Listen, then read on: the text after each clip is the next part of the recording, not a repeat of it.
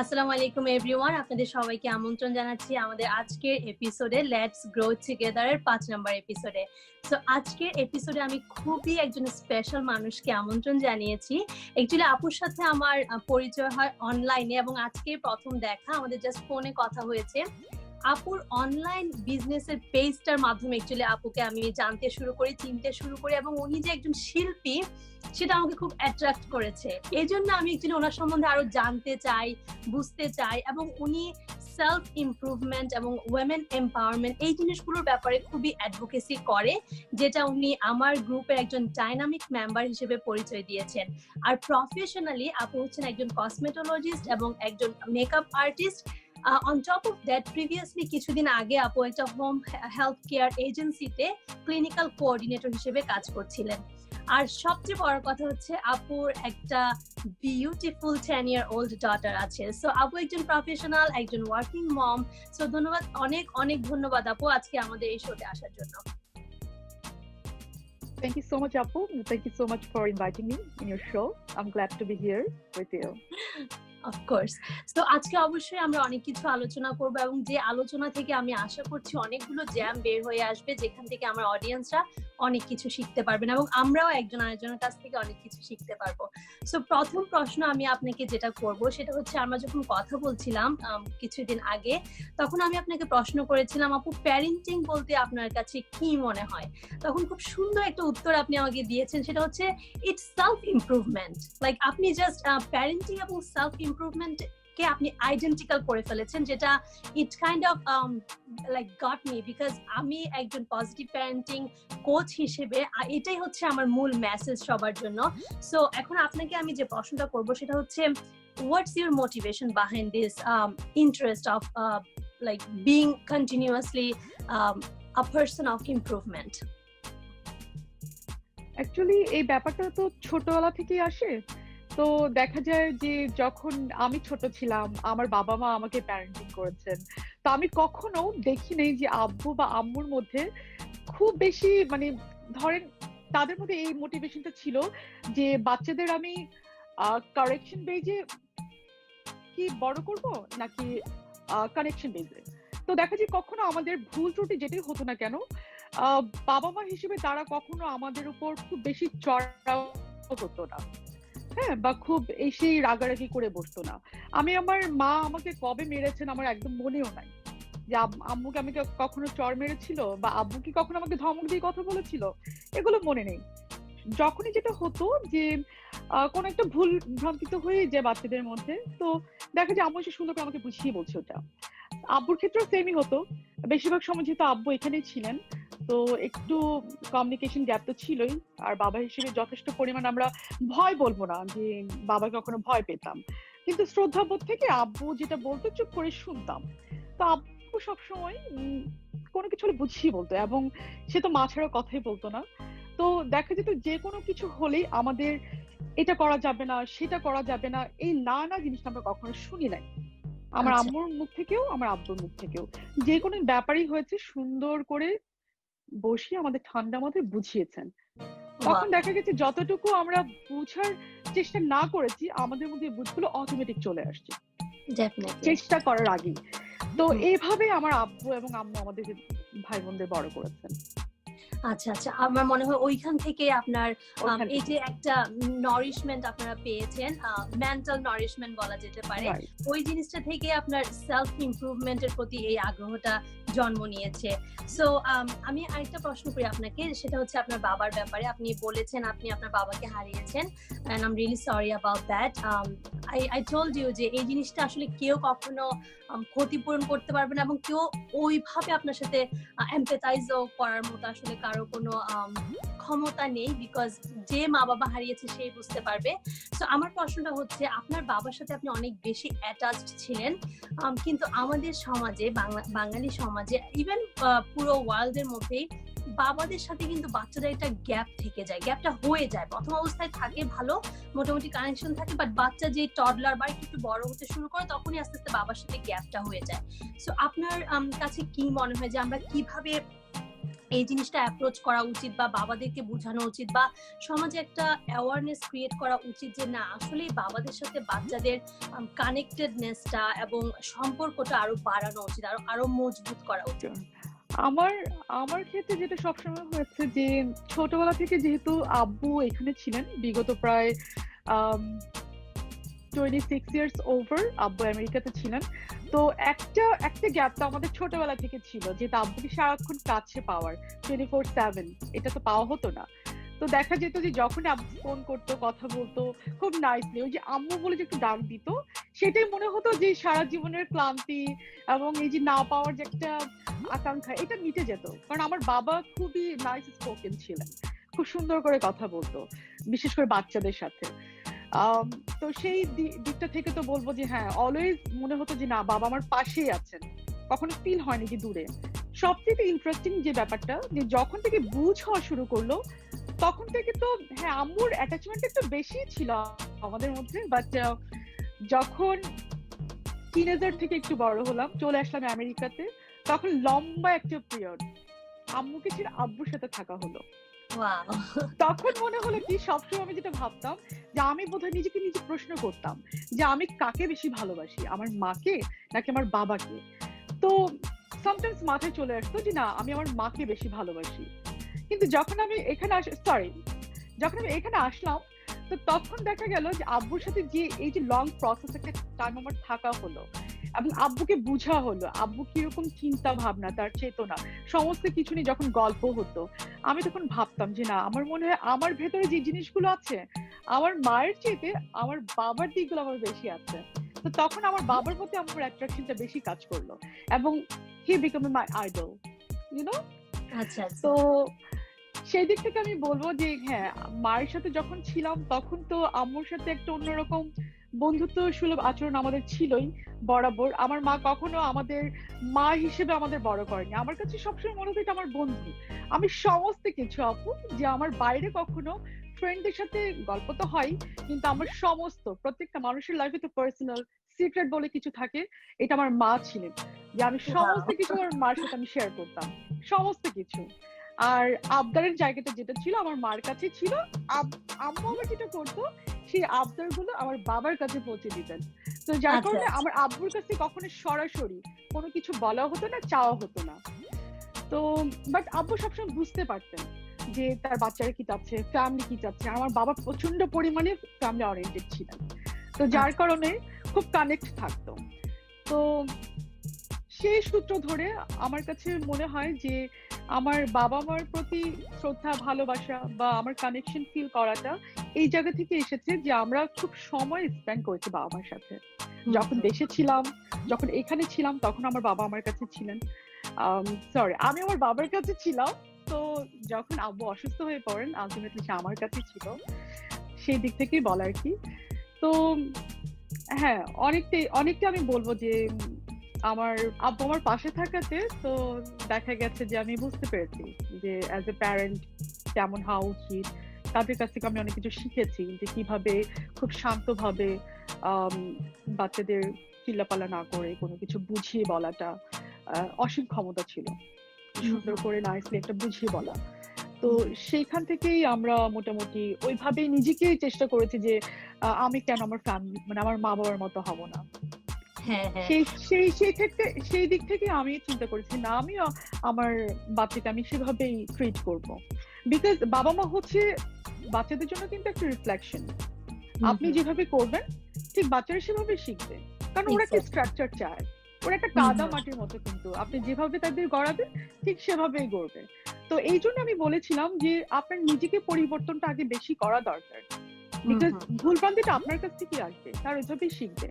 তারপরে কথা থাকে যে পুরোপুরি 100% না, সেই শিক্ষাটা থাকবে, কারণ বাচ্চাটা তো শুধু আপনারই না, বাচ্চাটা এখন ছোট, দুদিন পরে সে কিন্তু স্কুলে যাচ্ছে, তখন সে স্কুলের হয়ে যাচ্ছে, তারপর কলেজের হয়ে যাচ্ছে, এরকম করে কিন্তু পুরো বিশ্বতে ছড়িয়ে যাচ্ছে, বাচ্চাটা আলটিমেটলি আপনার থাকছে না। তো যেটা বেসিক বাসা থেকে শেখা, সেই জিনিসটা তার মধ্যে কিন্তু সারা জীবনের জন্য সেটা ইনভেস্ট করে ফেলেছে, তো ওইটা নিয়ে কিন্তু সে বড় হচ্ছে।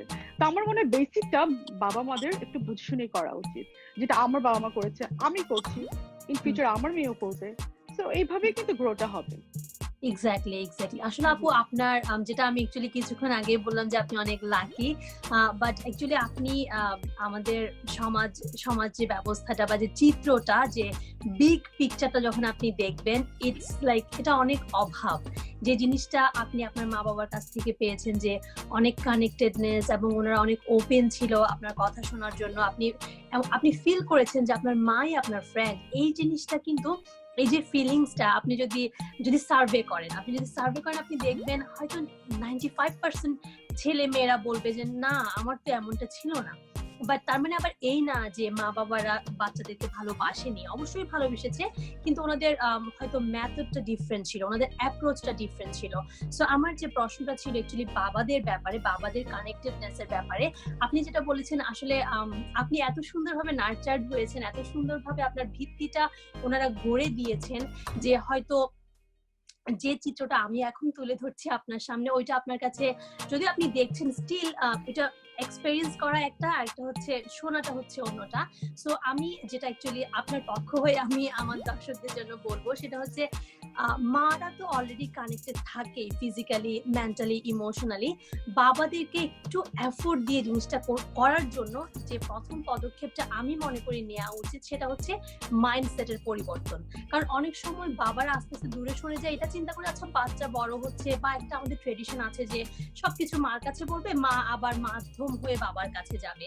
সো এই জিনিসটা অনেক ফ্যামিলিতে অনেক নাইস ওয়েতে করে, but at the end of the day আমার মনে হয় এই জিনিসটা যতই ট্রেডিশনাল হোক, যতই সুন্দরভাবে করুক না কেন, এইটাই কিন্তু গ্যাপটা ক্রিয়েট করে ফেলে, যে মার মধ্য হয়ে কথাগুলো কেন যেতে হবে, কেন বাবার সাথে আমরা ডিরেক্টলি কথা বলতে পারবো না।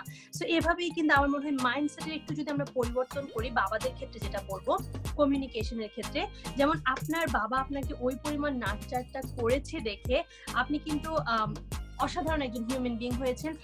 আমি এটা বলছি না যে অন্যদের সাথে তুলনা, বাট আপনার যে শিল্প চর্চা বা আপনার অনেকগুলো গুণ বের হয়ে এসেছে বিকজ আপনি ওই নার্চারটা পেয়েছেন। বাট যখন মানুষ এই ধরনের নার্চার গুলো পায় না, তাদের ভিতরগত যেই সত্তা, ভিতরগত গুণাবলী ওইখানেই কিন্তু শেষ হয়ে যায়। সো আমি আমার নেক্সট কোয়েশ্চেনে চলে যাব। আপনি মেনশন করেছেন আপনার ফ্যামিলির ব্যাপারে, যেমন এতক্ষণ যত কথাই বললেন ফ্যামিলির কথাই বললেন, খুবই সাপোর্টিভ। ইভেন আপনার হাজবেন্ডের কথা এখনো বলা হয়নি, বাট আপনি বলেছেন যে উনি অনেক সাপোর্টিভ। সো আমি আপনাকে আবারও একই কথাই বলছি যে আমাদের সমাজের পুরো চিত্রটা যখন আমরা দেখি, বেশিরভাগ মেয়েদের ক্ষেত্রেই বলা হয় যে বিয়ে হওয়া মানে মেয়েদের স্বাধীনতা শেষ, বিয়ে হওয়া মানে মেয়েরা আর কিছু করতে পারে না, নিজের ইচ্ছাগুলো, নিজের সত্তাকে কাইন্ড অফ হারিয়ে ফেলে। বাট আপনার ক্ষেত্রে আপনি বলেছেন, এবং আমার ক্ষেত্রে এটা সত্য, যে আমি আমার ফ্যামিলি থেকে অনেক সাপোর্ট পাই।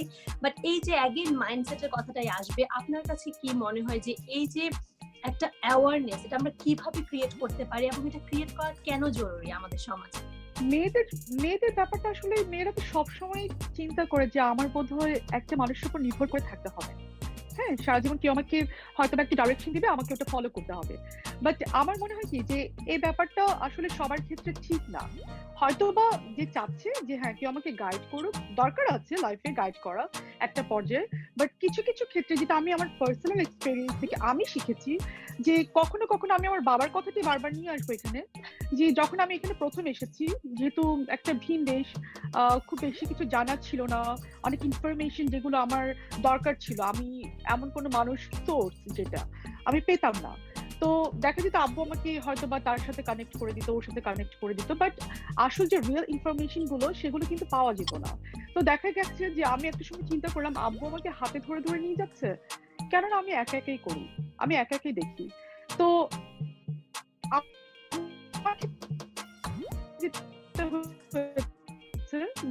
প্রচন্ড নিজে নিজে রিসার্চ করেছি, কোথায় যেছি, হ্যাঁ সময় লেগেই আমার কন্ট্রিবিউশন একটু বেশি, যে না আমার জানটা আমাকে করতে হবে, তো আমি বসে থাকবো না, আমি করেছি। হ্যাঁ, সাপোর্টটা ছিল, আব্বুর সাপোর্ট প্রচন্ড পরিমাণে ছিল, আব্বু প্রচন্ড পছন্দ করতো যদি কেউ তার নিজের ইচ্ছে কিছু করতে চায় তাকে সাপোর্ট করাটা। তো যখন দেখেছে যে না আমার মধ্যে সেই ব্যাপারগুলো আছে, আব্বু আমাকে কখনো পিছপা করেনি, কখনো বলেনি যে না তুমি করো না, বা এটা থেকে তুমি ওইভাবে যাও। যখন দেখছি যে না আমি আমার ডাইরেকশন ফলো করছি এবং এটা ডিডন্ট গো রং, সো উনি আমাকে আরো সাপোর্ট করেছেন। তো আমি দেখা গেছে আমার সেই ছোট্ট জার্নি থেকে আজ এই পর্যন্ত যতটুকুই আমি এসেছি, যতটুকুই করেছি আলহামদুলিল্লাহ, এটা আমার নিজস্ব অ্যাচিভমেন্ট আমি বলবো। হ্যাঁ, ভাই বোন, হাজবেন্ড, ফ্যামিলি এরা সাপোর্টিভ ছিল বলে আমি করতে পেরেছি, সেটাও আমি অস্বীকার করব না।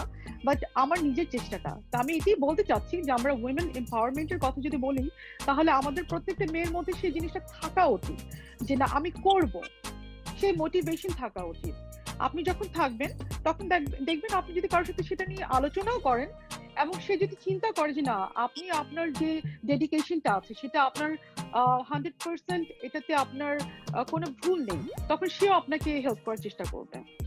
ইয়া বাট হ্যাঁ, ইগনোরেন্স তো আসে সব জায়গা থেকে, কখনো কখনো না আসে না যে তা না, ডেফিনেটলি আসে। বাট অনেক সময় হয় কি যে আপনাকে, ধরেন আপনি যাচ্ছেন একটা জায়গায়, কেউ আপনাকে বললো যে না এটা তোমার ঠিক হচ্ছে না, বাট আপনি আপনার সম্পূর্ণ আপনার কনফিডেন্স নিয়ে আপনি যাচ্ছেন, যখন দেখা যাবে যে হ্যাঁ আপনি ওখান থেকে সাকসেস হয়ে বেরোচ্ছেন, তখন আপনাকে কিন্তু অ্যাপ্রিসিয়েট করবে। বাট যখন না হবে তখন কিন্তু তিরস্কার করার মতো মানুষের কিন্তু অভাব নেই।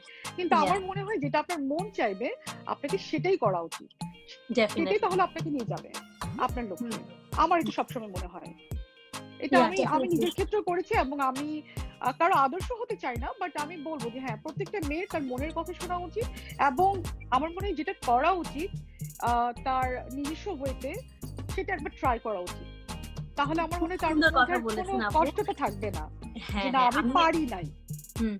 সো আপনার মেসেজটাকে আমি একটু সামারাইজ করে বলছি, সেটা হচ্ছে আমি যেটা বুঝতে পেরেছি আপনার মেসেজ থেকে, সেটা হচ্ছে এই যে আমি ফ্যামিলি সাপোর্টের কথা বলছি, আমরা ফ্যামিলিকে অনেক সময় হয়তো আস্ক করতে হবে না, আমার উদ্যোগ দেখে আমার ফ্যামিলি হয়তো আমাকে সাপোর্ট করার জন্য ইচ্ছুক হবে, অথবা আমার উদ্যোগ দেখে তারা যদি আমাকে সাপোর্ট নাও করে এবং আমি যদি স্টিল কন্টিনিউ করে যাই, আমি যদি কন্টিনিউয়াসলি আমার চেষ্টাটা চালিয়ে যাই, একদিন না একদিন আমি আমার গন্তব্যে পৌঁছতে পারবোই পারবো। সো এই মেসেজটা অ্যাকচুয়ালি আমি আপনার কাছ থেকে পেয়েছি, যেটা খুবই actually important, not only women, for মা বাবা সবার জন্য, প্যারেন্টদের জন্য, ওয়েমেন, ইয়াং ম্যান সবার জন্য। এই জিনিসটা যখন যার মধ্যেই থাকবে, সেই মানুষটা যখন প্যারেন্ট হবে, that's going to be a big role model for the baby or for the next generation.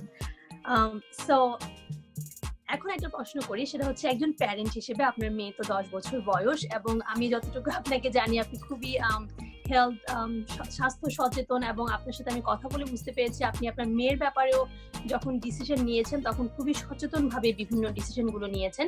So আপনার কাছে কি মনে হয় যে অনেক স্কিলই কিন্তু প্যারেন্টদের থাকা উচিত, বাট সবার যে সবটা থাকবে তাও না, বাট আমরা চলতে চলতে জিনিসগুলো শিখতে শিখতে যাই, বাট আপনার কাছে সো ফার মনে কোন জিনিসটা মনে হচ্ছে, কোন স্কিলটা মনে হচ্ছে মাস্ট, লাইক প্যারেন্টদের এই স্কিলটা থাকতেই হবে? আমার কাছে সবচেয়ে যেটা বেশি মনে হয় যে লাভ এন্ড এফেকশন, বাচ্চাদের জন্য এটা আপনার থাকতেই হবে। এবং যেটা হবে আপনাকে, আপনার স্কিলটা থাকতে হবে যে আপনি প্যাশনেটলি বাচ্চাদের সাথে কানেক্ট করবেন। যখন দেখা যাচ্ছে একটা বাচ্চা একটা প্রবলেম নিয়ে আসবে, তখন সেটা শোনার চেষ্টা করতে হবে, শুনে তারপর সেটাকে ওর ওয়েতে আপনাকে সেটা মানিয়ে নিতে হবে, বুঝাতে হবে ব্যাপারগুলো।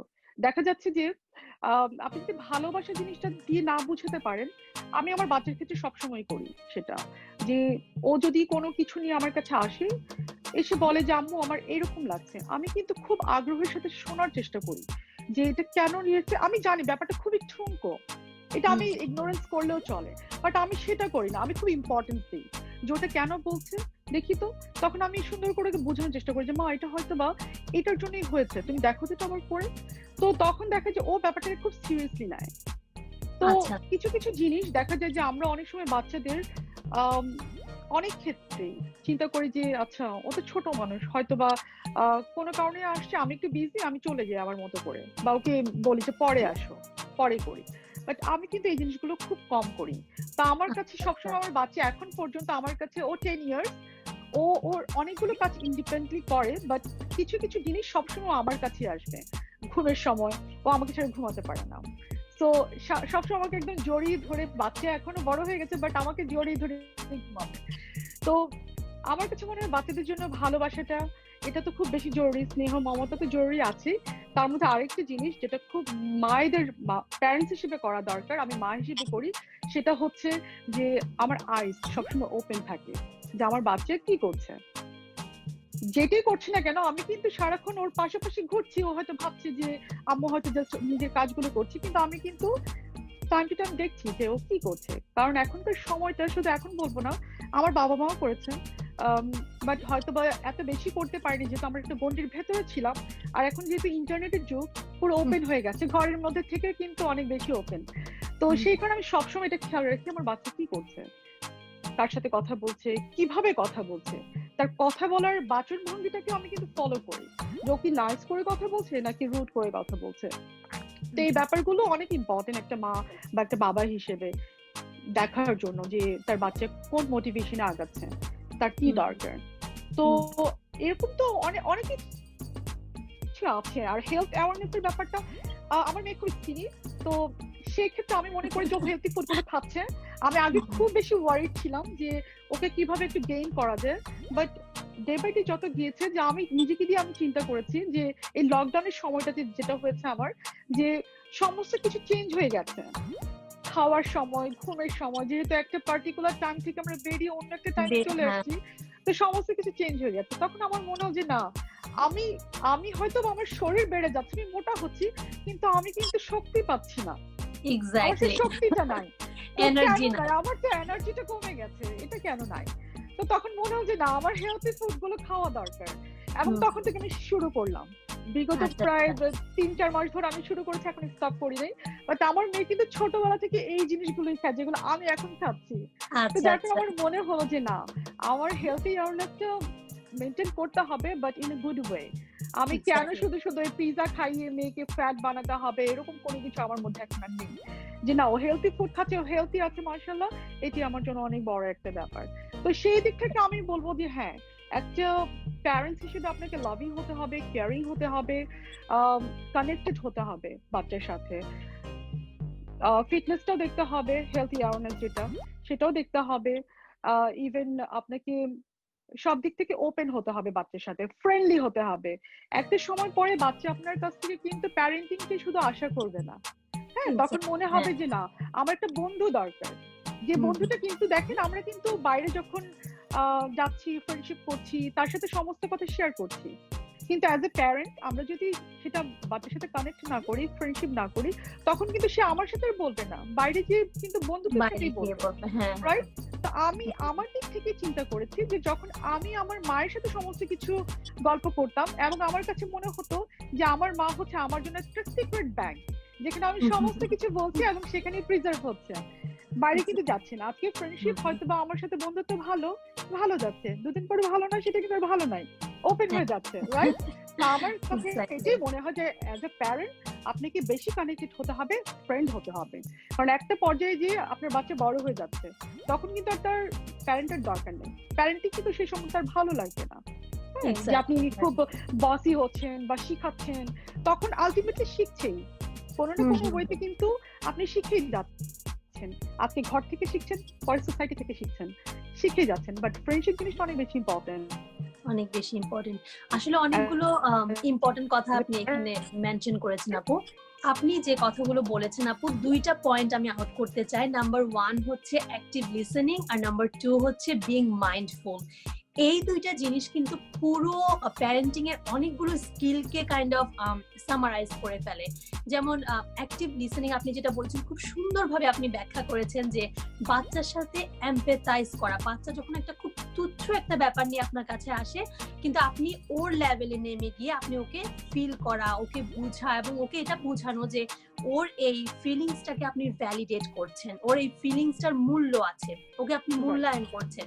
সো এই যে জিনিসগুলো আসলে অনেক বেশি ইম্পর্টেন্ট একটা বাচ্চার যে চাইল্ডহুড যে ফাউন্ডেশনটা, এটাকে ইন এ নাইস ওয়েতে, কানেক্টেড ওয়েতে গড়ে তোলার জন্য এই দুইটা জিনিস খুবই খুবই ইম্পর্টেন্ট, যেটা আপনি আরো কিছু স্কিলের সাথে এগুলো আপনি উল্লেখ করেছেন। অসংখ্য ধন্যবাদ আপু।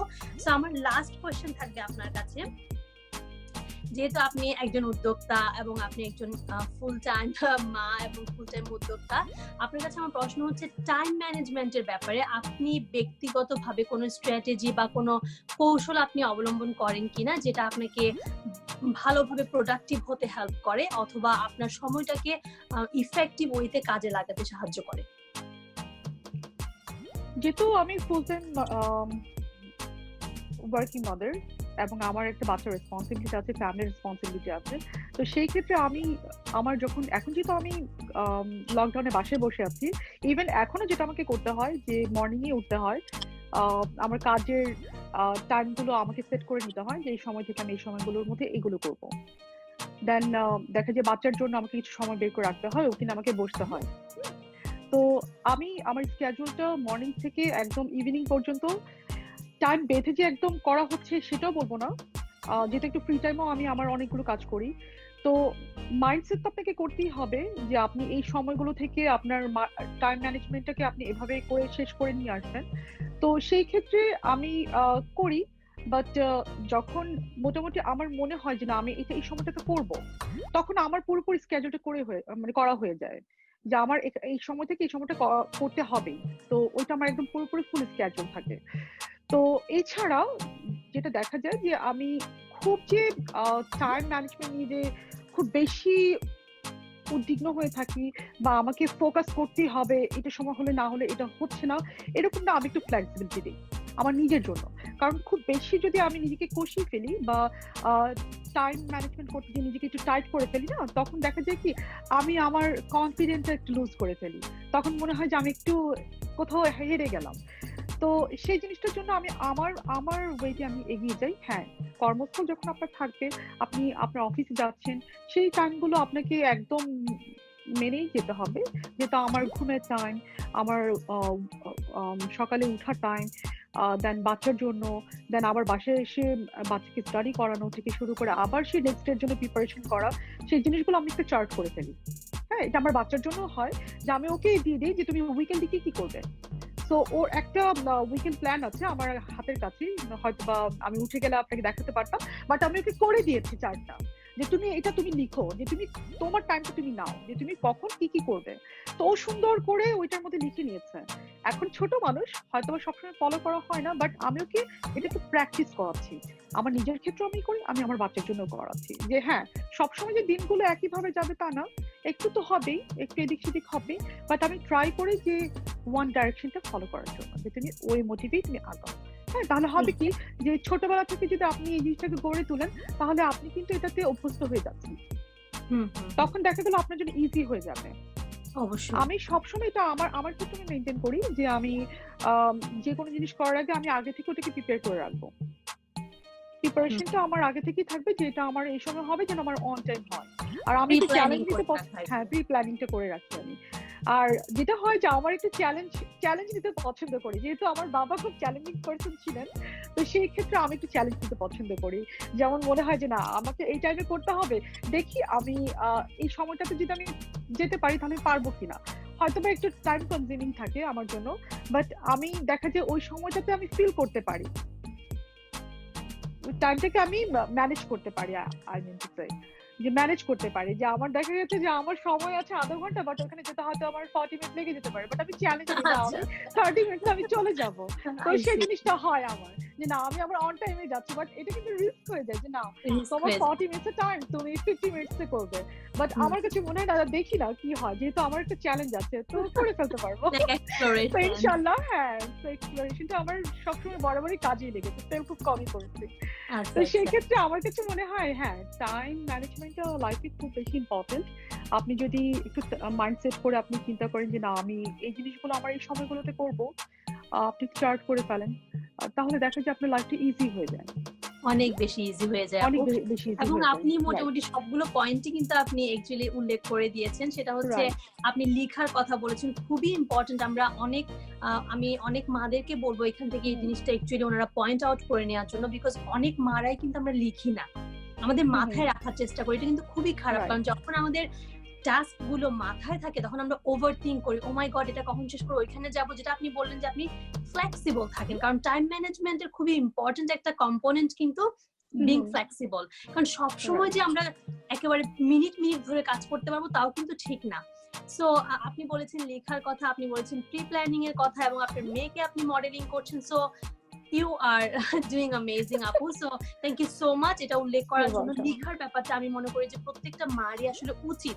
আমরা অনেক সময় মনে করি কি যতক্ষণে লিখবো ততক্ষণে তো আমার কাজই শেষ হয়ে যাবে, কিন্তু লিখলে হয় কি আপনার কাছে কাইন্ড অফ আপনার রিমাইন্ডার, প্লাস আপনাকে ওই জিনিসটা মানে আপনি ভুলে যাবেন না। যেমন অনেকেই কিন্তু ডাক্তারের অ্যাপয়েন্টমেন্ট ভুলে যায়, অনেক কিছু ভুলে যায়। এটা কেন হয়? বিকজ আমরা মাথায় রাখি। আর যখনই আপনি লিখে রাখবেন, এটা অনেক সময় অনেক মানুষ মনে করে টাইম ম্যানেজমেন্ট মানে আমরা অনেক কিছু করতে হবে। আসলে অনেক কিছু না, আপনি অল্প জিনিস করবেন বাট ইফেক্টিভলি করবেন। আপনি অল্প জিনিস করছেন কিন্তু আপনার খুব মনোযোগ দিয়ে করছেন, আপনি এনজয় করছেন, আনন্দ পাচ্ছেন, দ্যাটস টাইম ম্যানেজমেন্ট। সো আপনি সবগুলো পয়েন্টই সুন্দর করে অ্যাকচুয়ালি আসলে বলে দিয়েছেন আপু। সো আমরা অনেক কিছু শিখেছি, অনেক কিছু জেনেছি, স্পেশালি আপনি আপনার মা বাবার কাছ থেকে যে অসাধারণ সুন্দর একটা কানেকশন নিয়ে আপনি বড় হয়েছেন। প্রত্যেকবার আপনার বাবার কথা বললে আপনার যে চেহারাটা লাইট হয়ে যাচ্ছিল, I could feel it. So I really want that for every single child in our community. আমার বাঙালি যে কমিউনিটি আছে, এই কমিউনিটি প্রত্যেকটা মেয়ে, প্রত্যেকটা ছেলেকে আমি চাই যখন তাদের বাবার কথা বলে তাদের মুখটা এভাবে লাইট হয়ে যাক। আর এই জিনিসটা তখনই সম্ভব হবে যখন আমাদের বাবারা উদ্যোগ নেবেন। আমাদের যারা ইয়াং বাবা আছেন তাদেরকে বলবো, কারণ যারা বয়স হয়ে গেছেন ওনাদেরকে বলে লাভ নেই, বিকজ ওনারা গত 50-60 বছর এইভাবেই চলে এসেছেন। সো যারা ইয়াং আছেন, যারা আমার বয়সী বা আমার চেয়ে একটু বড়, তাদেরকে আমি অ্যাকচুয়ালি আহ্বান জানাবো, আমি ওনাদেরকে রিকোয়েস্ট করবো যে try to build different kind of friendly relationship with your kid. তার মানে আবার এই না যে অতিরিক্ত মশকরা ঠাট্টা, in your own way। আমরা প্রত্যেকেই কিন্তু আমাদের ওয়েতে আমরা ক্রিয়েটিভ। সো আপনি দেখবেন কোন জিনিসটা আপনার বাচ্চার সাথে করতে আপনার কাছে ভালো লাগে। আর সেটা শুধু বাচ্চা টডলার এখন করবেন, কিছুদিন পর ছেড়ে দিবেন তা কেন? এটা কন্টিনিউ করে যান, বাচ্চার সাথে গল্প করেন, বাচ্চার সাথে এমন কিছু করেন যেটা বাচ্চাও লাইক করে, আপনিও লাইক করেন, এবং এটা কন্টিনিউ করতে করতে এই যে শান্তা আপু আজকে এত বড় একজন মা, একজন প্রফেশনাল, এখনো ওনার বাবার কথা বললে ওনার কাছে মনে হচ্ছে এক্স্যাক্টলি যেভাবে আমরা চাইল্ডহুড ফ্রেন্ডের কথা বললে যেভাবে চেহারাটা লিড হয়ে যায়, ঠিক সেভাবে শান্তা আপুর চেহারাটা লিড হয়ে যাচ্ছে, বিকজ ওনার বাবা ওনাকে ওই পরিমাণ কানেক্টেডনেসটার জন্য ওপেননেসটা ওনাকে দিয়েছিলেন। সো এই জন্য আমি আমার যে উদ্যোগটা, শান্তা আপু জানেন এবং আপনারা যারা আমাকে শুনছেন আপনারা সবাই জানেন যে আমার পজিটিভ প্যারেন্টিং এর ব্যাপারে যে উদ্যোগটা আমি নিয়েছি, সো এইটাই আমার আশা থাকবে যে এই যে টক শোটার মাধ্যমে আমি কিন্তু বারবার একই মেসেজ দিচ্ছি, আমরা একজন আরেকজনের কাছ থেকে শিখবো। আমরা কেউই পারফেক্ট না, কেউই সব জানতা না। সো সবাই সবার কাছ থেকে এভাবে কথা বলার মাধ্যমে, শো গুলো দেখার মাধ্যমে আমরা জানবো, এবং সবচেয়ে বড় কথা হচ্ছে আমরা কিছুটা একটা পয়েন্ট হলেও, আজকে শোটা থেকে আমরা অনেকক্ষণ কথা বলেছি, হয়তো একটা বা দুইটা টিপস আপনি নেবেন। শান্তাপু অনেকগুলো ইম্পর্টেন্ট কথা বলেছে, আপনি যদি মনোযোগ দিয়ে শুনে একটা বা দুইটা টিপস নিয়ে আপনার লাইফে আপনি একজন মা বা একজন বাবা হিসেবে কাজে লাগাতে পারেন, তখনই কিন্তু আমাদের সার্থকতা। সো শান্তাপু অসংখ্য ধন্যবাদ আমাদের সাথে থাকার জন্য এবং আপনার এক্সপেরিয়েন্স গুলো শেয়ার করার জন্য। আর আমার দর্শকদেরকে আমি বলবো আপনাদেরকে অসংখ্য ধন্যবাদ যারা আমাদেরকে পরবর্তীতে দেখবেন। সো নেক্সট শো পর্যন্ত আপনাদেরকে এখানে বিদায়। থ্যাংক ইউ শান্তাপু, অসংখ্য ধন্যবাদ। আপনাকেও ধন্যবাদ। এন্ড আমি প্রত্যেকটা ভিউয়ার্স এর জন্য যেটা বলতে চাই যে আজকের এই শোটাতে আমি কিন্তু জাস্ট আমি আমার ফিলিংসটাকে এক্সপ্রেস করেছি এবং সেটার মাধ্যমে কিছুটা বোঝানোর চেষ্টা করেছি যে অ্যাজ এ প্যারেন্ট আপনাদের সকলের যেটা হওয়া দরকার যে ফ্রেন্ডলি মোটিভে বাচ্চাকে একটু কানেক্ট করা, এর থেকে বেশি কিছু না। তো সবাই ভালো থাকবেন, সুস্থ থাকবেন, আর আমাদের জন্য দোয়া করবেন। আসসালামু আলাইকুম। থ্যাংক ইউ আপু, thank you for the last message. So আপনাদের দর্শক সবাইকে আমি আমন্ত্রণ জানাচ্ছি আমাদের নেক্সট এপিসোডটা দেখার জন্য, এবং অসংখ্য ধন্যবাদ আমাদের সাথে থাকার জন্য। আল্লাহ হাফেজ।